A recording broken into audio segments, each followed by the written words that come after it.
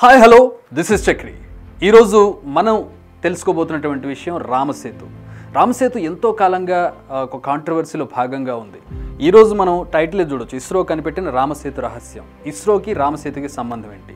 Let us look into it. So ఇస్రోకి రామసేతుకి సంబంధం ఏంటి అంటే మనం ఇక్కడ ఒక ఫోటోగ్రాఫ్ చూడాలి. ఫస్ట్ ఆఫ్ ఆల్ దాని ద్వారా మనకి ఇస్రోకి రామసేతుకి ఉన్న సంబంధం ఏంటో తెలుస్తుంది. సో ఇప్పుడు మనం చూస్తున్న photograph, let me Zoom in. So ఈ ఫోటోగ్రాఫ్ తాజాగా ఇస్రో రిలీజ్ చేసినటువంటి ఫోటోగ్రాఫ్ రామసేతుకు సంబంధించింది. 2018 అక్టోబర్ నుంచి 2024 అక్టోబర్ 5 ఏళ్ల కాలంలో ఇక్కడ ఈ వాటర్ ఎప్పుడు కూడా షాలోగా ఉంటాయి, అంటే లోతు తక్కువగా ఉండేటటువంటి వాటర్. ఆ వాటర్ సముద్రంలో ఎప్పుడు ఒకసారి తగ్గుతూ ఉంటుంది లెవెల్, ఒకసారి పెరుగుతూ ఉంటుంది. తగ్గినప్పుడు లోపల ఉన్నటువంటి కొంచెం ఇంకా క్లియర్గా కనపడుతూ ఉంటాయి. సో ఈ 5 ఏళ్ల కాలంలో తీసినటువంటి ఫోటోగ్రాఫ్స్ అన్నీ క్రోడీకరించి అత్యంత క్లారిటీ కలిగినటువంటి హై రెజల్యూషన్ ఫోటోని ఇస్రో బయటపెట్టింది. సో 5 ఏళ్ల కాలంలో దీంట్లో ఐసిఈ శాట్ అనే ఒక ఉపగ్రహానికి చెందినటువంటి టెక్నాలజీ అండ్ నాసాకు చెందినటువంటి లేజర్ టెక్నాలజీని ఉపయోగించి ఈ ఫోటోగ్రాఫ్ని బయటపెట్టింది. So what's new in that అంటే ఇక్కడ హై రెజల్యూషన్ మనకు కనబడుతుంది ఏంటంటే, ఇక్కడ మనం ఏదైతే రామసేతుగా చెప్పుకుంటూ ఉన్నామో, రామసేతు గురించి ముందు మనం చెప్పుకుందాం. దాని తర్వాత అసలు ఇస్రో బయటపెట్టిన ఫోటోగ్రాఫ్కి సంబంధించిన వివరాలు ఆటోమేటిక్గా మనకు తెలుస్తాయి.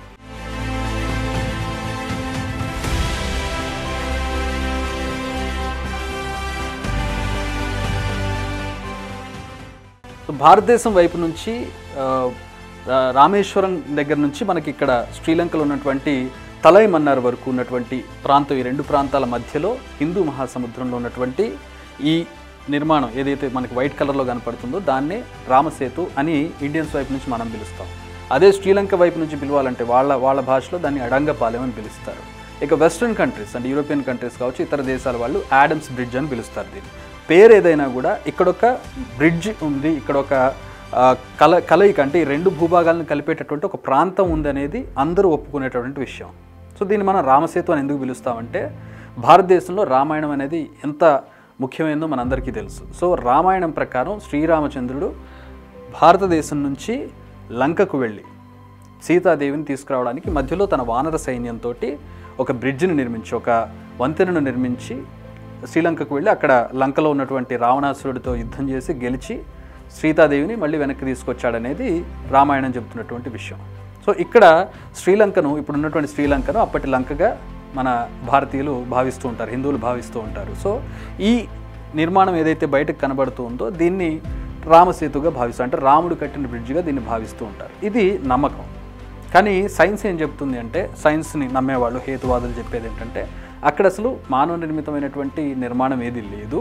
ఇది కేవలం మనకి సముద్రంలో ఉన్నటువంటి ఒక భూభాగం ద్వారా మనకు కనిపించేటటువంటి ఒకటి ఇది మాత్రమే తప్పితే అక్కడ రాముడు నిర్మించింది కాదు అనేది ఒక సైన్స్ బేసిక్గా ఏదైనా కూడా లాజిక్స్ లేదంటే ప్రూఫ్స్తో మాత్రమే సైన్స్ ఆధారపడి ఉంటుంది. ప్రతిదానికి లాజిక్ కావాలి, ప్రూఫ్ కావాలి అంటుంది. కానీ స్పిరిచువాలిటీ, మతాలు కావచ్చు, ఇతర నమ్మకాలు కావచ్చు, ఇవన్నీ నమ్మకాల మీద ఆధారపడి ఉంటాయి. సో ఆ నమ్మకం ప్రకారం ఇక్కడ ఇది రాముడు నిర్మించాడనేది హిందువుల వాదన.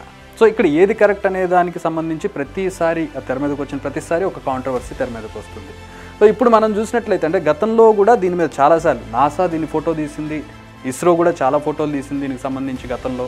అండ్ పురాతత్వ శాస్త్రవేత్తలు దీని మీద పరిశోధనలు జరిపారు, అండ్ జియాలజిస్టులు జరిపారు. అలాగే కొలంబో యూనివర్సిటీకి చెందిన ప్రొఫెసర్స్ దీని మీద, జియాలజిస్టులు కావచ్చు, ఇతర ఆర్కియాలజిస్టులు కావచ్చు, వాళ్ళంతా కూడా దీని మీద పరిశోధనలు జరిపి అందరూ ఒకటే అభిప్రాయానికి ఏమొచ్చారంటే, ఇక్కడ ఒక నిర్మాణం అయితే ఉంది. ఈ నిర్మాణం మానవ నిర్మితమా లేదంటే ప్రకృతి సిద్ధంగా ఏర్పడిందా? దీంట్లో మెజారిటీ అంటే ఈవెన్ జియాలజిస్టులు కూడా ఒప్పుకున్నది ఏంటంటే ఇది ప్రకృతి సిద్ధంగా ఏర్పడింది కాదు. ఎందుకు కాదు అని అంటే, ఇక్కడ ఈ మధ్యలో ఉన్నటువంటి ఈ నిర్మాణం ఏదైతే మనకు కనబడుతుందో, ఈ వైట్ ప్యాచ్ ఏదైతే కనపడుతుందో, ఇదంతా కూడా ఇసుక మీద రాళ్ళు పేర్చినటువంటిది. సో ఇసుకకు సంబంధించి ఇసుక ఇక్కడే ఉంటుంది, కానీ పైన ఉన్నటువంటి రాళ్ళు ఏవైతే ఉన్నాయో, పేర్చినటువంటి రాళ్ళు ఏవైతే ఉన్నాయో అవి ఈ ప్రాంతానికి చెందినవి కావు. పైగా అవి నీటి మీద తేలుతున్నటువంటి రాళ్ళు. ఎందుకు తేలుతున్నాయనే దానికి సంబంధించి చాలామంది చాలా పరిశోధనలు చేశారు. దాని మీద కొన్ని రీసెర్చ్ పేపర్స్ కూడా వచ్చాయి. ఒకటేంటంటే అగ్నిశిలలు, అంటే అగ్నిపర్వతాలు పేలినప్పుడు లావా వచ్చి దాని ఫ్యూమింగ్ స్టోన్స్, ఆ స్టోన్స్ సాధారణంగా నీటి కంటే తక్కువ సాంద్రత కలిగి ఉంటాయి, డెన్సిటీ. సో నీటి మీద తేలుతూ ఉంటాయి. కానీ ఈ చుట్టుపక్కల ఎక్కడ కూడా భారతదేశానికి కానీ శ్రీలంకకు కానీ సంబంధించి ఎక్కడ కూడా మనకి అగ్నిపర్వతాలు కనపడవు. సో అది కూడా రూల్డ్ అవుట్, ఇక్కడ అగ్నిశిలలు ఏర్పడడానికి లేదు. ఇక రెండోది ఏంటంటే లోపల సున్నప్రాయికి సంబంధించినవి. కానీ సముద్రాల్లో ఏర్పడేటటువంటి కాల్షియం కార్బోనేట్ చెందినటువంటి ఏవైతే స్టోన్స్ ఉంటాయో, సున్నపు రాళ్ళు ఏవైతే ఉంటాయో అవి నీటి కంటే ఎక్కువ సాంద్రత కలిగి ఉంటాయి, నీటి కంటే బరువైనవి, అంటే అవి నీటిలో మునిగిపోవాలి, కానీ నీటి మీద తేలుతున్నాయి. ఇక్కడ 1480వ సంవత్సరంలో కూడా, దీనికి ముందు 1480కి ముందు కూడా ఇక్కడ ఒక నీటి మీద తేలేటటువంటి ఒక నిర్మాణం ఉంది అనేది ఇక్కడ రామేశ్వరం ఏదైతే ఉంది, రామేశ్వరంలో ఆలయం ఉంటుంది, ఆ ఆలయంలో శాసనాలు చెబుతూ ఉన్నాయి ఏమని, ఇక్కడ ఒక నిర్మాణం ఉంది. కానీ 1480లో వచ్చినటువంటి ఒక భారీ తుఫాను కారణంగా ఆ నిర్మాణం కొట్టుకుపోయింది అనేది ఒక శాసనం చెబుతుంది. ఇక మనకి ఒక టెక్నాలజీ ఉంది, ఏ వస్తువు వయసు అయినా తెలుసుకోవడానికి కార్బన్ డేటింగ్ అని చేస్తారు. సో ఆ కార్బన్ డేటింగ్ వల్ల కూడా దీని మీద ఉన్నటువంటి ఈ శిలలకు సంబంధించి కార్బన్ డేటింగ్ చేశారు. కార్బన్ డేటింగ్ చేసినప్పుడు ఆ ఇసుకకు సంబంధించి కూడా చేశారు. కార్బన్ డేటింగ్ చేసినప్పుడు తేలింది ఏంటంటే శిలల వయసు 7000 సంవత్సరాలు, ఇసుక వయసు 4000 సంవత్సరాలు. అంటే ఇసుక 4000 ఏళ్ల క్రితం ఏర్పడింది, అక్కడ ఉన్నటువంటి శిలలు 7000 సంవత్సరాల క్రితం ఏర్పడ్డాయి. కానీ ఆ శిలలు మాత్రం అక్కడికి ఎవరో తీసుకొచ్చి పెట్టారు, ఎవరు ఏర్పరిచారు, ఎవరు కట్టారు అనే దానికి సంబంధించి ఒక క్లారిటీ లేదు. సో కానీ అక్కడ మాత్రం ఇది మానవ నిర్మితం అనేది మాత్రం తెలుస్తుంది. ఇంకొకటి ఏంటంటే శ్రీలంకకి భారతదేశానికి మధ్యలో దాదాపు ఒక 30 కిలోమీటర్ల దూరం మాత్రమే ఉంటుంది. అండ్ ఇక్కడ ఉన్నటువంటి సముద్రం చాలా లోతు తక్కువగా ఉంటుంది, 1 నుంచి 10 మీటర్ల లోతు మాత్రమే ఉంటుంది. సో ఇక్కడ భూభాగం పైకి కనబడుతూ ఉంటుంది, చాలా దగ్గర రాళ్ళు కనపడుతూ ఉంటాయి. సో ఈ ప్రాంతాన్ని అంతటినీ కూడా ఇక్కడ షిప్స్ తిరగడానికి అనువుగా ఉండదు. సో ఇక్కడ షిప్ అంటే సర్వే చేయడానికి కూడా, అంటే షిప్ మీద తిరుగుతూ దీన్ని మ్యాపింగ్ చేయడానికి కూడా ఇబ్బందిగా ఉంటుంది. సో దీన్ని కేవలం శాటిలైట్ ద్వారా మాత్రమే గుర్తించగలం. సో ఇప్పుడు కమింగ్ టు ఇస్రో. సో ఇక్కడ మనకి కొత్తగా తెలుస్తున్నటువంటి విషయం ఏంటంటే ఈ బ్రిడ్జ్లో ఉన్నటువంటి 98%, ఇస్రో తాజాగా రిలీజ్ చేసిన పిక్చర్స్ ప్రకారం 98.89% బ్రిడ్జ్ అనేది నీటిలో మునిగిపోయింది.